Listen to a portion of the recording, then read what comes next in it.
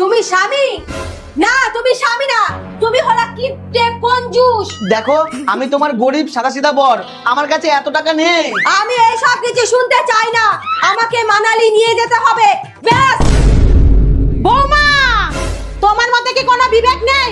আরে তুমি ওর বউ, স্বামীর ওপরে কেউ এত চাপ দেয়? মা, আমি মোটেও ওকে চাপ দেইনি। 3 মাস ধরে ওকে বলছে মানালি ঘুরতে নিয়ে চলো, কিছুতেই নিয়ে যাচ্ছে না।